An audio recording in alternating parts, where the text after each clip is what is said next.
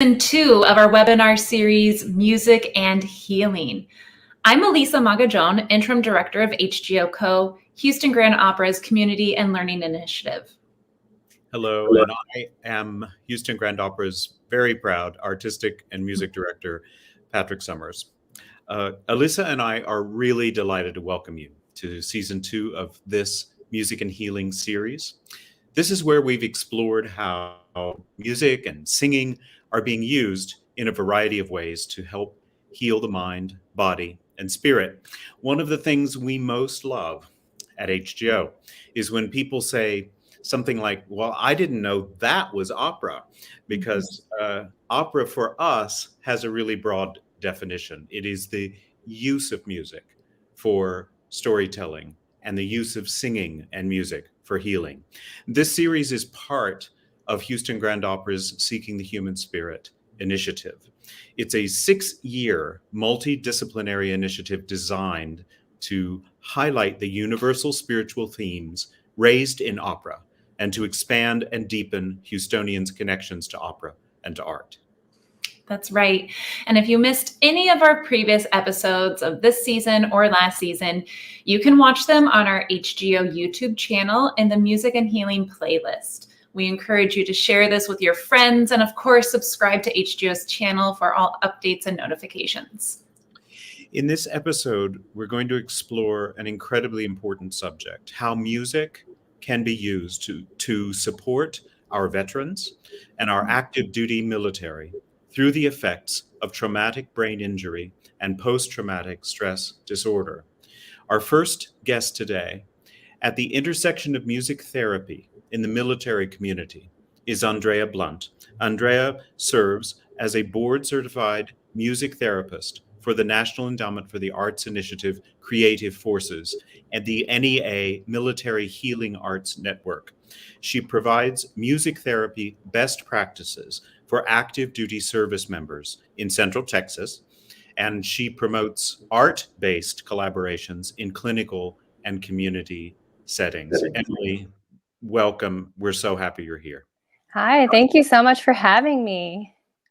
You know, we're really looking forward to diving in and exploring the different ways music therapy can be supportive of our military, our veterans, and their families. Would you take a moment to explain to our audience a little bit about PTSD and TBI and how they can affect the brain? Of course. Yeah, so traumatic brain injury, TBI, is when a jolt or a blow occurs to the head and therefore causes brain damage. And oftentimes in the military setting where that might happen is with IEDs or improvised explosive devices, perhaps vehicle rollovers or car accidents. Post-traumatic stress disorder is a mental health condition. And it's so when people experience a traumatic event, or perhaps they witness it and have developed triggers that may make them reoccur, make those experiences feel like they're reoccurring. And physical and emotional intense responses may also surface as well. And so a lot of symptoms for PTSD will include anxiety, depression, or hypervigilance or social isolation, as well as having nightmares or that being on that flight or fight response. And so both diagnoses can affect the brain in many similar ways, and affect the different areas of wellness, social, cognition, neurologic, spiritual, physical, emotional. And perhaps for traumatic brain injury, there may be some more cognitive deficits. And with PTSD, there may be some more emotional deficits. And so with the service members that I work with, they either have TBI or PTSD, but some also have the dual diagnosis as well. Wow. And so we have found that getting them engaged in the creative arts therapies have been found very valuable in regards to helping them improve in all the areas of wellness. And just something that we witnessed that medicine alone doesn't may not always achieve.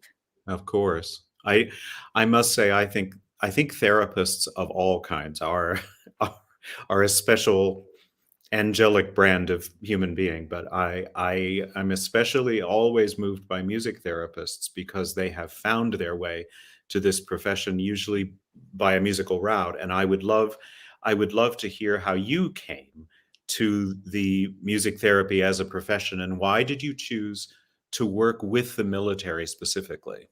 Sure. Well, I actually started in the performance route. So I'm a violinist. Okay. And so as a freshman music major, you don't really you have to start from freshman year in order to graduate on time. But I've always had interest in like biology and the sciences and psychology, but never got to quite pursue that route.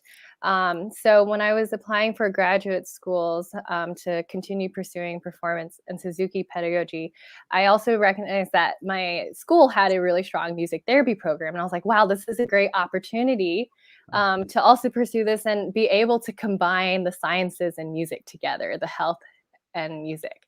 So that was really exciting. And that allowed me to pursue my everyday current career, and also combine that with my passion to working with military. So I come from a Navy family. My dad is a retired Navy intelligence officer, and getting to just hear all of his experiences for good and for bad. And one of the good being that he met my mom when he was stationed in Korea. But just hearing all of his experiences just really instilled a sense of pride and appreciation, and gratefulness, and just like desire to want to continue being in the military community, Good. and give back to the military in the best way that I could, which would be through music. How wonderful. Can you tell us more about HJF and the creative forces? What exactly, Andrea, is your role there, and some of the services that are offered to our active duty service members? Sure. So, a little bit about Creative Forces. Creative Forces NEA Military Healing Arts Network is an initiative of the National Endowment for the Arts in partnership with the U.S. Departments of Defense and Veterans Affairs they seek to improve the health and well-being and quality of life for military and veterans exposed to trauma, as well as their families and their caregivers. Mhm. Creative Forces is managed in partnership with Americans for the Arts, the Henry M. Jackson Foundation for the Advancement of Military Medicine Incorporated, and Mid America Arts Alliance. I would also just briefly like to point out that the content that I share today doesn't necessarily represent the views or opinions of HJF, NEA, or the DoD. Of course. Um, but in regards to creative forces, they have three pillars that they stand by: clinical, community, and capacity. So, meaning the creative arts therapists that consist of dance movement therapists, art therapists, and music therapists that we have at all of our specific sites throughout the nation. Community, meaning we try to provide and connect with local or arts organizations to provide resources to our service members, Mhm. to bridge that gap between the clinic and the community, and also capacity. So there is lots of emphasis on training and education and research studies as well. So for myself, being a music therapist, I'm part of an interdisciplinary team in my clinic, and provide clinical music therapy services to individuals and also groups, as well as seek and share community arts engagement opportunities for them and their families. How wonderful. Andrea, what does a session, shall we say, look like for a soldier or a veteran who is dealing with PTSD? What do you actually do? Sure, that's a great question. um, I like to always point out that in any session or with any individual, it's always catered towards their specific treatment goals, their needs, and their music interests as well. But within music therapy, there are subcategories of different interventions that we'll do. And so the first out of a few would be intentional music listening. So that's a great opportunity for them to share their music, their significant songs, and identify like the associations that they may have to memories, relationships, events. In other words, their social, their psychological, and their biological or the physiological, sorry, got tongue-tied, wellness. We also will work on developing tools like coping mechanisms, relaxation strategies, provide psychoeducation on sleep hygiene, and do a little bit of informing on how we can use music to guide or lead our mood to where we would like it to be, or our energy levels. And we also will do lyric analysis or song discussion, which is a great opportunity for one to take a significant song of theirs and really analyze the lyrics, kind of like analyzing poetry. And so we have that auditory input, but also the visual reinforcement. So we can really have an in-depth discussion that's very reflective. And a lot of times I find people will say, oh, I never quite realized that about the situation or whatever the subject is that the song is focused on. And they can take that little bit of information and take it over to, add it to their self-discovery process or processing of trauma. Yeah, I find that really fascinating. I would have not thought of that, because if they take a song and turn it into poetry and analysis and do what poetry does, which is distill it down to something, and that's part of the healing process. I think that's an amazing thing. I mean, it's an amazing thing to me. That's extraordinary. It is quite powerful. Oh, yeah. I mean, forgive if this is a naive question. Is music itself ever a trigger? It can be. It can be, certainly. Some people may have negative associations to songs. Maybe there was a song that was always played when it was go time for deployment. Oh, wow. And so they are, they might not be comfortable hearing that in a civilian setting when you're in the grocery store, and what happens when that song comes on. And I think a lot of us can understand the feeling when we hear a song that is very, that resonates with us in some way or another. It can take us back there in a snap. Completely. It's like a smell. Yeah. It's like, yeah. Exactly. Do you have, Andrea, an example that you could show us? Sure.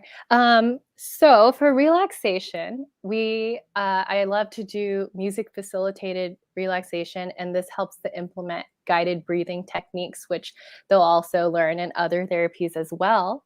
But having that live music element really helps. So this is an instrument that is often used for relaxation sessions, and it's called a happy drum. And the notes are based on a pentatonic scale. So whatever blend of notes you play, they all resonate together. And so we may do a guided breathing. So if you feel free to get comfortable in your seat. And we will inhale through our nose and exhale through our mouth on a count of 4. So take a deep inhale through your nose. And exhale. Take a deep inhale, 2, 3, 4, and exhale, 2, 3, 4. We'll do a few rounds of this and may instill other techniques such as box breathing, where we inhale, 2, 3, and hold. And exhale, 3, 4, and hold your breath here. And then inhale again. And so that really helps to regulate our breathing, regulate our nervous system, and to help just kind of calm down and center ourselves and our mind to where we can proceed about the rest of our day. I love that. It's a beautiful instrument, actually. It has a beautiful tone. Yeah. It is, yeah. Probably most of our guests know this, but I'll mention it. The pentatonic scale, the scale of that drum, is the only piece of musical evolution that we know exists in all cultures. It seems to be part of human DNA. The pentatonic scale. It kind of arose in human consciousness all at the same time, and it's a fascinating sort of piece of Western music, and interesting that they use that for that drum. Andrea, how can members of our military apply these experiences from music therapy sessions to everyday life as they recover and cope? Certainly. So our goal is to help them improve or enhance their non-musical goals, in which they can transfer over into their daily lives. And so some brief examples are when we focus on exercising cognitive development, that can help them improve their memory and their ability to sustain their attention towards, responsibilities that they need to do, or even focus more on things that they enjoy without having distractions. The music social engagement aspect can help strengthen their communication and connection to civilians, whether it's through like music, popular music conversations about artists, what's on the radio, having like comfort in small social like jam group settings, and or attending concerts, or interest groups in the community, such as like local songwriting organizations as well. Oh, wow. Um, Interesting. it also helps with emotional processing. So especially with like lyric analysis, song discussion, it can help increase their confidence and strengthen their sense of identity. And also with for songwriting, self-expression. It's a great way to communicate what the inner thoughts are, and to share that through music, and just feel more comfortable, like in their own skin, to share those deeper thoughts that are usually more private and require a state of vulnerability. But overall, like through music, there's a lot of coping mechanisms that can be gained and that ultimately exercise the brain. I think as musicians, we know how much brain activity happens when we're singing or playing an instrument, and just even singing alone releases lots of endorphins in the brain as well. So releasing those positive endorphins like dopamine. But it's also safe and it's non-invasive, and it's a great, enjoyable leisure activity that we can do at home safely. So There's so much study about the physiological effects of singing. Just I yes. mean, in this series alone, we have looked at the effects of singing itself, the physical act of singing, on stroke recovery and Alzheimer's and so many things. What have you noticed as a therapist about the physical act of singing itself in this therapy? Yeah, well, with singing, I've noticed when, from reports of people, if I recommend like, oh, when you're in the car and if you're about to go somewhere that requires more energy or just like a positive state of mind, try singing like 3 songs out loud in your car, have a private concert, and just notice like your energy level and your mood. And usually it's always improved from that. And also it does help to strengthen, the respiratory system, and also a sense of like groundingness, because they're doing healthy breathing, like diaphragmatic breathing, rather than like short, shallow breaths, which is often paired with anxiety. So, And that's part of what you teach, is the low breathing of a singer. mhm, Yeah, yes. how wonderful. How does this therapy extend to support the family members of your patients and clients? Definitely. Family members, well, for music, it's the beautiful thing about it is that it can be a very private, independent thing, but it can also extend to another person or a small group or even stadium size. So the beauty of music is that it can extend to their family members. Like they can participate, they can come to the therapies, or the service member themselves can share with their families or kids or wives the music that they're doing, or maybe the kid is in music lessons. And so now there's this bond, there's this additional connection between the service member and their child. I've also found that through like interventions such as lyric analysis, song discussion, and songwriting, it helps to open communication between the married couple or the partnership.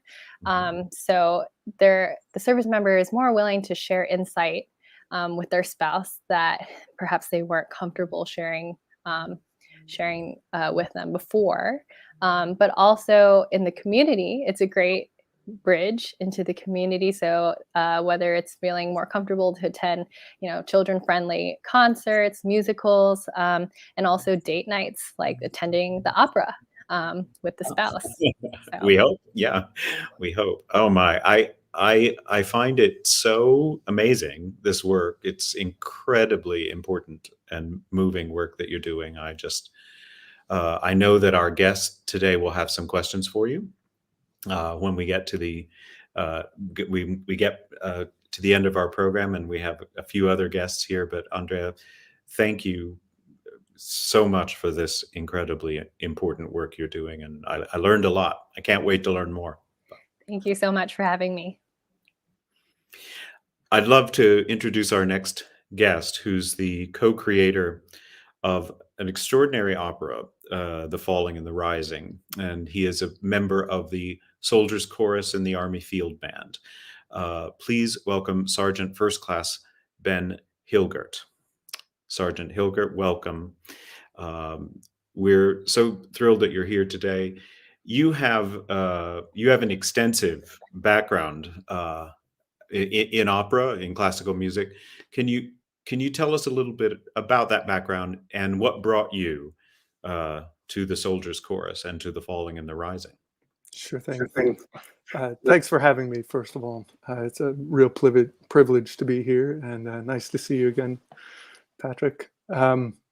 So I started my adult experience as an opera singer in college. I studied opera, sang for about a decade with young artist programs and opera companies regionally and over in Europe a little bit.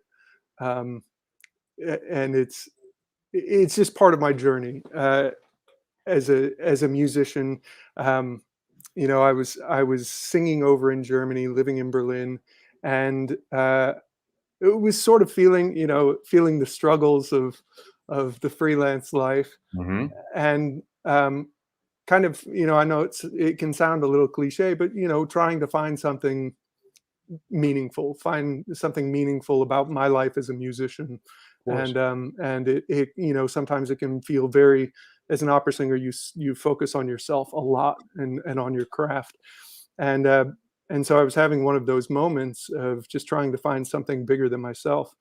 And a friend of mine happened to join the Soldiers Chorus, and I never looked back. I was actually in Aspen Music Festival, which is where I met you many moons ago. Yeah. Yes. When was that? That was ages ago. Yes. I sang Cendrillon in 2008. Yeah. You must have been about 12, I think. I was on the younger side for sure. But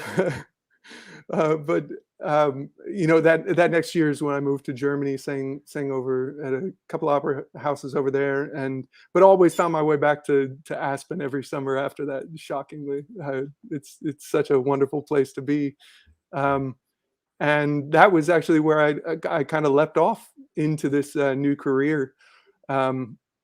2 days after I closed Barber of Seville, I sang The Count in 2010, and I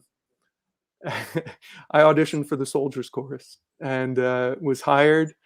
That fall, went to basic training. I actually left from Aspen, shipped to basic training from Aspen, and I had just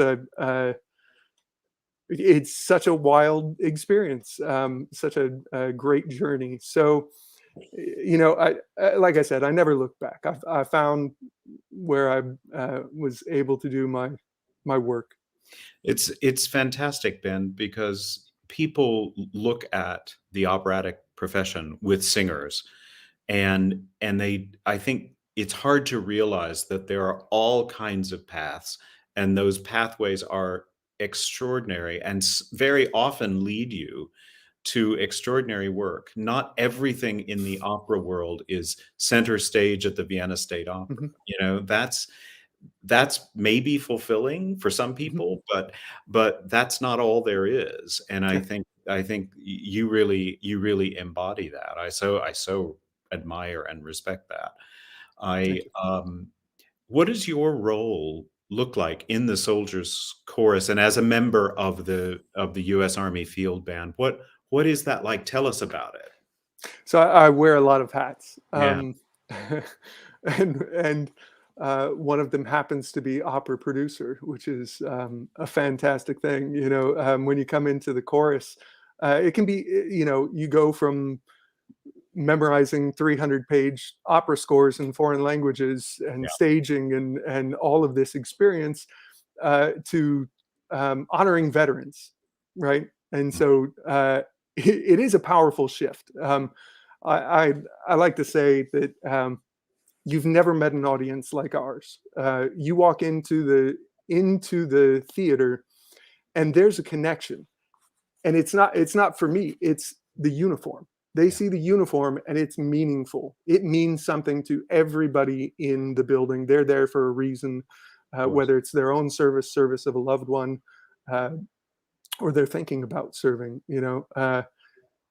And so it's a charged audience, and it can be really overwhelming, the whole experience. I'm sure. But as far as my role, you know, I'm a tenor in the soldiers chorus. I've sung everything from Billy Joel to Verdi, Les Mis to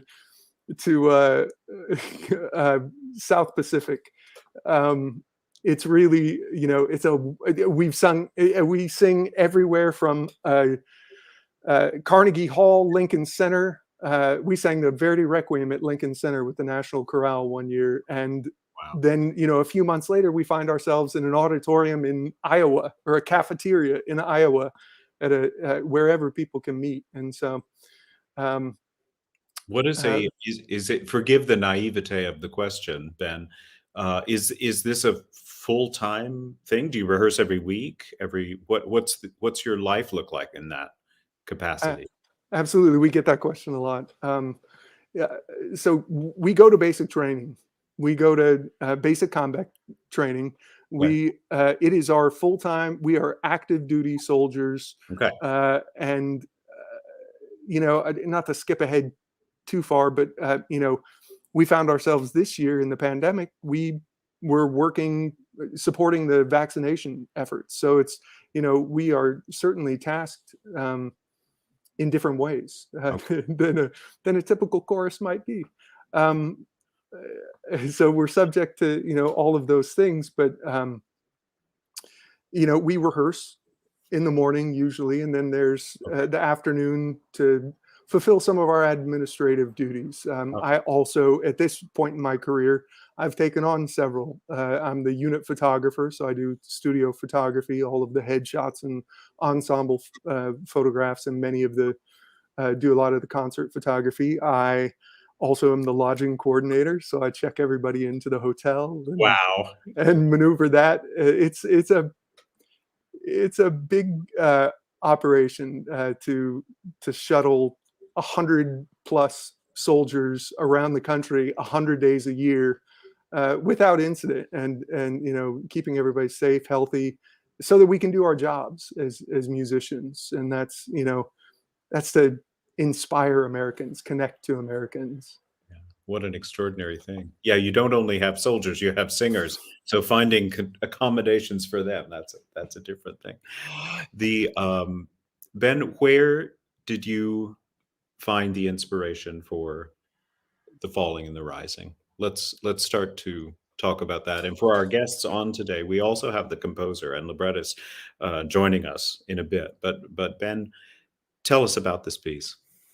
Sure. Gosh. So this was 2015. Mm-hmm. I'd been serving about 4 years in the Army. Okay. And you know, I came to a place. I'd produced opera scenes. I wanted, opera is my storytelling medium, and our you know, our charge as soldiers is to connect Americans to their army, telling the army story. So this is my storytelling medium. And, you know, I wanted to stay connected to the opera world, and the opportunity came just, you know, it's all serendipity. The Opera America conference was happening down in Washington, D.C., which is about a half an hour drive from Fort George G. Meade, which is where we're stationed. And our commander offered me the opportunity to attend, and I was sort of, you know, looking for ways of connecting to opera. And I was blown away. I was floored by what opera companies are doing to connect to their communities. I believe the theme of the opera conference that year was civic impact. And so I walked away from that, having seen the new work sampler. You know, I walked away from that thinking, we own the connection that the opera companies need this connection to this community, to this subset of Americans who are veterans, and their story needs to be told in this powerful way through music, through opera. And it was actually Brittany Duncan at the time at HGO Co. And I had some wonderful conversations, and it led to me. I found myself in my commander's office the next morning, next business day, pitching the idea that we were going to commission an opera. And the words are kind of famous now. He said, you know, bring me a proposal in a month. I want to know more about this. And so it thus began the journey and the scramble to figure out exactly how you commission an opera, because I'd never done anything like that before. Yeah, that's a whole other world, and we're going to get into that. In 2015, we were at a Houston Grand Opera engaged in the Veterans Song Project with Christ Church Cathedral in Houston, and one of the most singularly impactful artistic projects we've ever had at HGO. I'll never forget some of what essentially was done during the Veteran Song Project was to collect the stories of Houston area veterans and write those stories into song. So essentially the veterans who attended the songbook were hearing their own words set to music for the first time. And it was an amazing project. And it sounds rather related to how you put together The Falling and the Rising. How did it feel the first time that you watched The Falling and the Rising come together as a veteran yourself? The initial reaction I wasn't expecting. You know, I think of myself, and I've learned along the way to change this mindset, but I thought of myself as a singer. I didn't see myself as much of a soldier because of some of the disparity of sacrifice, right? I'm not in danger in the chorus room. But seeing myself in the piece, which is a testament to the piece and the incredible portrayal through words and music of the stories. It's a very human story.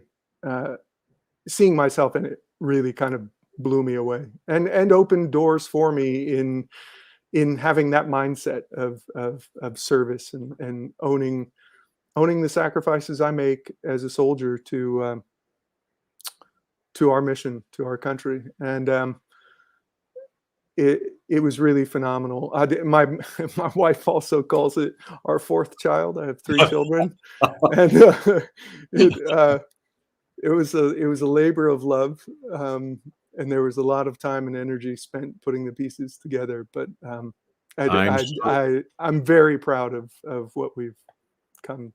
I can imagine there's a great deal of healing to be found in telling and hearing these stories. Can you recall some of the feedback you've received from your fellow soldiers regarding The Falling and the Rising? Of course, one of my favorite bits is not a bit, but really hit me right where where it feels. A World War II veteran saw the first run through of the opera ever at the piano vocal workshop up in Siegel Music Colony. Right. And World War II vet stands up and he's talking and tears running down his face. And he says, you know, in my life, I've never found something that felt like that service, right? You see movies, you see these stories of heroism, and certainly there are heroes and heroines in military service. There are people who have done great things, but there are also people, just regular everyday people in the uniform, and they serve for all sorts of reasons, but showing the human aspect of service, you know, really showed through in that gentleman's comments. You know, it's not a Hollywood story. It's my story on stage, which was fantastic. Couldn't do better. Well, Ben, Sergeant Ben, thank you for also, you mentioned vaccination help. Thank you for that.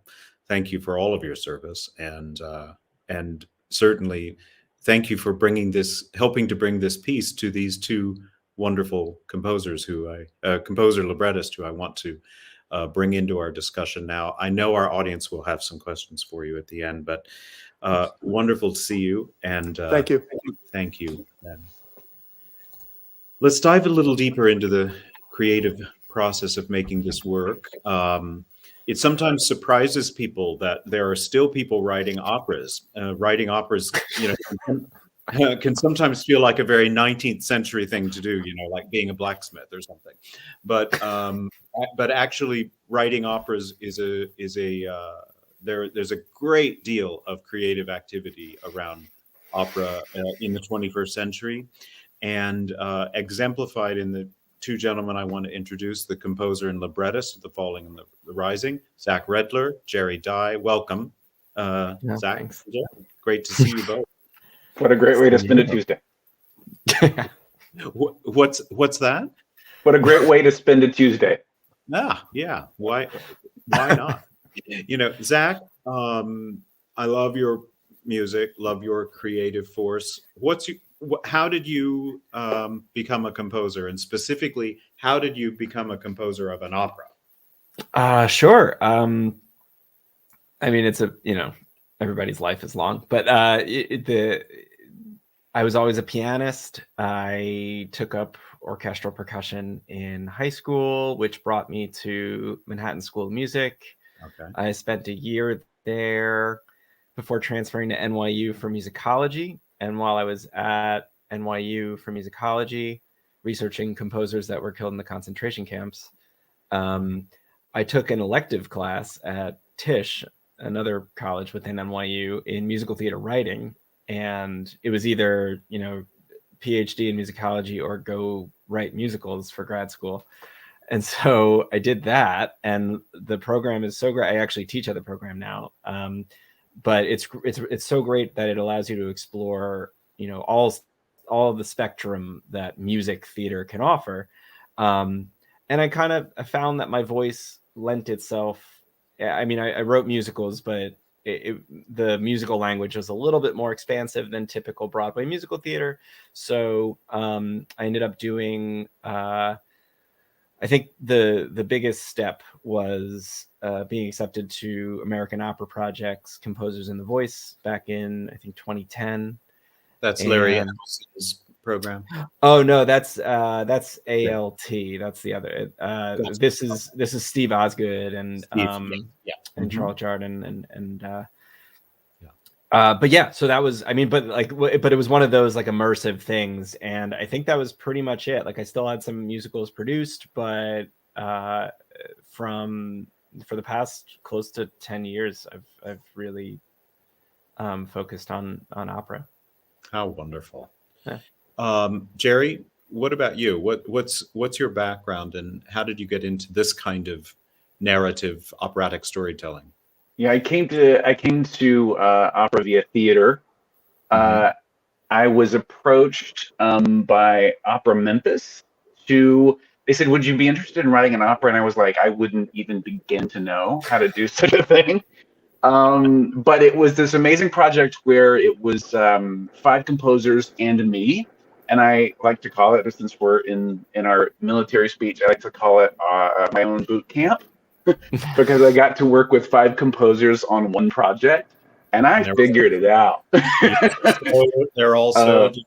Yeah. Yeah, completely different approaches. And I really loved it. It kind of ignited something in me. And luckily, one of the big ignitions was one of the composers on that project was the gentleman who is in the window box to at least my right. And so I've been writing for opera ever since, really full time since then. And that was about 2013, 2014.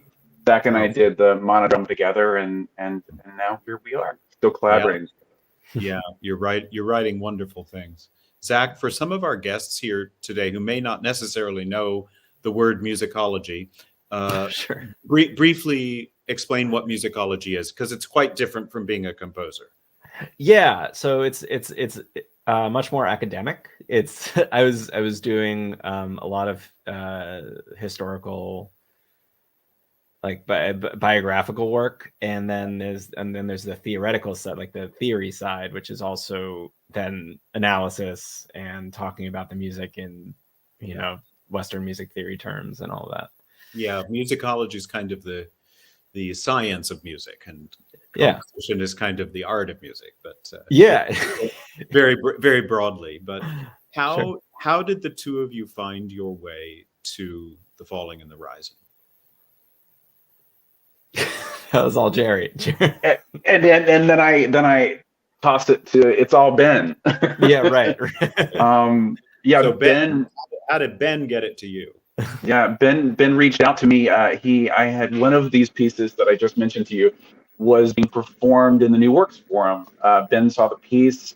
Laura Lee Everett, who we all know and love, connected us, and I had just finished working with Zach.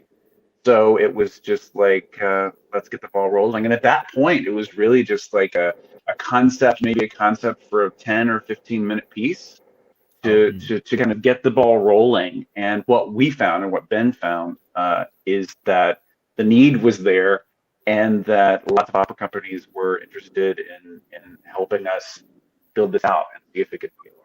So you based the libretto for The Falling and the Rising on interviews with actual soldiers, right?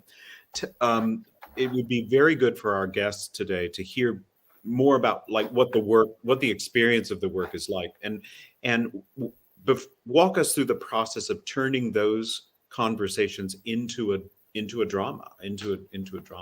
So two parts to that question, I guess. Sure. The interview-based work is something I'm so passionate about. It reveals something in the text that audiences just connect with, right? The instant connection is there. So Ben worked his magic, and the U.S. Army allowed Zach, Ben, and I to conduct interviews at Walter Reed, at Fort Meade. We even interviewed members of the Old Guard. We interviewed family members. We interviewed veterans, active and service members. And it was like a whirlwind, moving into these interviews and sitting down and entering spaces with a great deal of respect, a great deal of admiration, and a lot of curiosity, asking questions about service, asking questions about what healing looks like in their lives, what support looks like in their lives, what are their resources, and this story of family began to emerge almost instantaneously. So many, the soldiers, when I tell you the soldiers were so giving and vulnerable in many cases, with just desire and wanting to have conversations about what their lives look like. And we didn't audio record, we didn't video record, we went old school and did handwritten notes. because Ben was there, because Zach was there, we also got to communicate and collaborate after each day, after each interview cycle, compare notes, see what rose up, what really we could hold on to.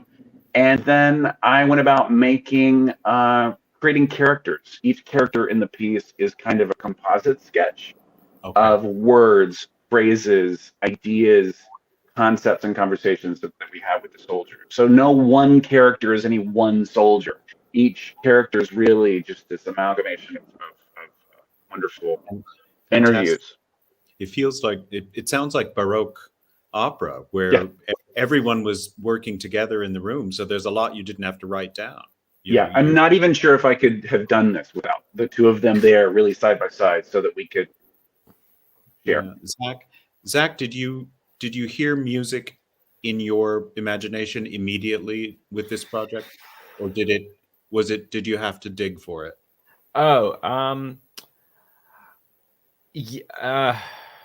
I don't remember digging for it. I think it, and that is a testament to Jerry's words. I think it just kind of came. There's so many things that arose from those interviews just happened to also be, I mean, they were obviously poignant to all of us, but like my wife and I just had our first child, so like a lot of the lullaby stuff and the opening aria was written with her on my lap, napping at like 4 months old. So like that, is very very poignant there. And then, but however, that being said, we did want to have something anthemic as part of the process. So coming together at the end for this finale type anthem, we wanted to write that first so that I could get some kind of sound ready. And throughout all of this, it was very intentional that this be an accessible kind of first opera for anybody.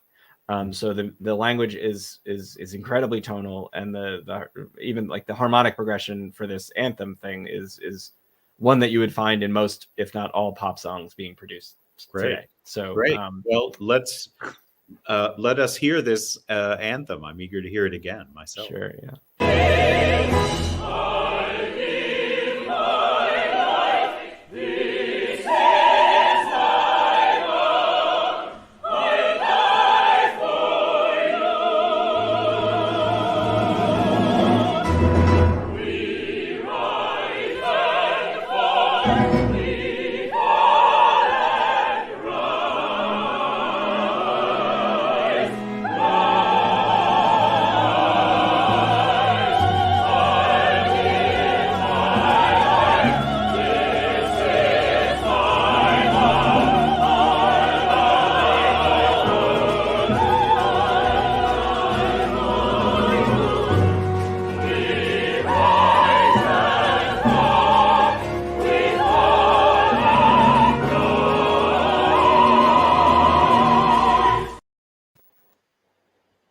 Just wonderful, guys. So beautiful.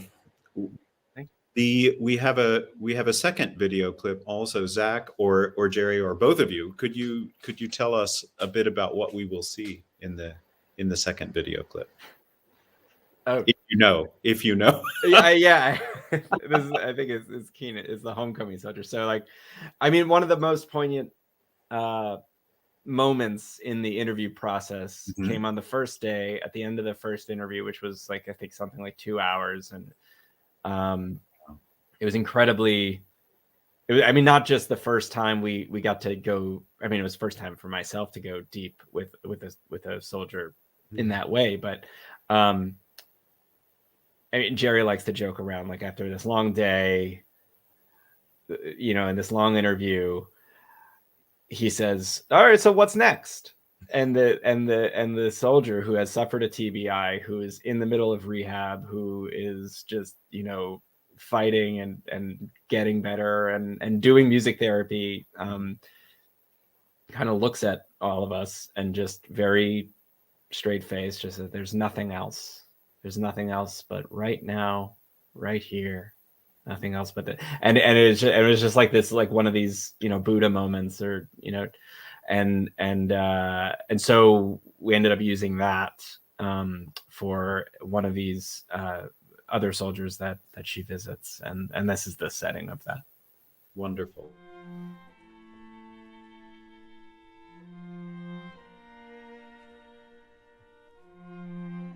People ask me all the time, what's next for you, young man? What does the future hold for you? Most times I answer, I don't know. But that's not what I want to say. When someone asks, what's next for you, young man? I want to say, ain't nothing else but now, my friend. Just now, just this. Ain't nothing else in life but this. Anyway, Too short. Too short. We have all of our guests on here tonight. Zach and Jerry and Ben and Andrea, happy to see you all, and we're going to take some questions, I think. But I want to just congratulate you on such a moving and important work that is doing exactly what opera should do, and is doing it in such a poignant way. And I don't want to say I've enjoyed this discussion, because this is a very difficult subject, but I have enjoyed the being so moved by the work that all four of you are doing, and I thank you for that. thank you. Alyssa, do we have some questions? Yeah, I first want to be able to just give an opportunity. I believe that this work will be broadcast. Would anyone like to share a little information about how folks might be able to see the work? Yes, please. So I Ben, can speak to that a little bit. I'm sure. First, a plug. The U.S. Army Field Band has a Facebook page, Twitter page, Instagram page, website, YouTube channel, all of those things. Please come and follow us. We are incredibly active. We produced during the pandemic, we've produced over 400 videos that have been seen by hundreds of millions of people. So we try to connect in every way we can. And so this, I'm sure that one of those or multiple of those channels will have it. It's a broadcast from WCNY in New York. Tri-Cities Opera will have it on their website as well. Fabulous. Great. And we'll make sure to drop it in the comment sections of anywhere that you're watching this right now, on Facebook and on YouTube. So we'll be sure to link our viewers to that as well. Great. So I am wondering, maybe we'll bring Andrea back into the conversation for just a moment about working on projects like this and patients, and how that impacts you as an individual artist. So I know a lot of your work is going to the patient, but as coming at it as an artist, how does this impact you? Yeah, I think, just seeing how powerful and significant, how much impact that music has on so many individuals, and who have their own preferences and own tastes in music. I think there's like one common misconception sometimes that civilians or others may think, like, oh, if you were in the military, you probably like this similar type of music, but no, that's not the case at all. And so just knowing that, like, even with all of the diversity, music really connects to so many individuals, and just and for different purposes, for emotional and also cognitively and other areas of wellness. And so it's just such every day you experience and see things that inspire you and just remind you, like, how impactful music is in our everyday lives. That's wonderful. Sergeant, I would love to hear your response as well. As an artist, how has working on this project impacted you, and what do you take away as an artist from working on this project? Oh gosh. You know, it was a new experience for me. It empowered me. It you know, the challenges that we overcame throughout the entire process. First of all, the Army commissioned an opera. You know, there were many struggles, many conversations. My command sergeant major likes to say that I ran into all of the walls. And so, but once you do that, it gives you that strength. You know, it helped me to find my strength as an artist to say, I trust in this idea. I'm moving forward with it, you know, hell or high water, I guess. My best answer. It's wonderful. Zach, as a composer, and how many people have seen this work and the impact, same kind of question to you. How has this work kind of shaped the work you continue to produce or directions you go? Well, it's been huge. I mean, honestly, I mean, like I had said before, I've written some full-length musicals that I've been fortunate enough to have had produced, but this was my first like full, it's one act, but you know, chamber opera, like full length of a night piece. So that was, I mean, just that in and of itself was a really wonderful moment and, you know, mark. But I think really ever since getting into it, I've wanted whatever I write, hopefully for the most part, to have some kind of emotional impact. And like one of the musicals is based on a mother and a daughter dealing with Alzheimer's. Another one is based on marriage close to the end of their life. And then this came around, and what I think it really, and why Jerry and I continue to write is writing this interview-based writing and writing on you know, real life, of course, using magical realism that theater offers you, but that realism and having that profound impact. I don't care if people can walk away humming anything that I've written. I want them to have felt something, and maybe that leads to healing, maybe not, maybe it's just feelings, but like to connection is. And so going forward, I try to keep that in what I write. I don't know if it's always successful, but that's what I try for. You certainly are making authentic connections to your audiences through such subject matter and powerful music. Jerry, I want to ask a similar question to you, but has working on this prompted new ideas, new directions you could go? More than anything, it's just unlocked this notion of this interview-based work. The conversations that happen post-show, whether informally or in like the Q&A situations when the show's been done, really has made a profound. Sorry, there's a train going by. I apologize. And then it had a profound impact on the feeling of someone standing in the audience asking a question and then explaining has been indicated. I saw myself in this. This feels like what my life feels like. You know, with tears in their eyes, and that happens every single time the show is done. Also, when the show's been done in various locations, we've often had community choruses. So Zach has accommodated the piece to bring in veterans choruses to participate in this finale of the piece. So then there's this other layer, right? There's this like concentric circles of understanding and caring and community that it just makes me, everything that I do, I want it to feel like that. It's a high standard.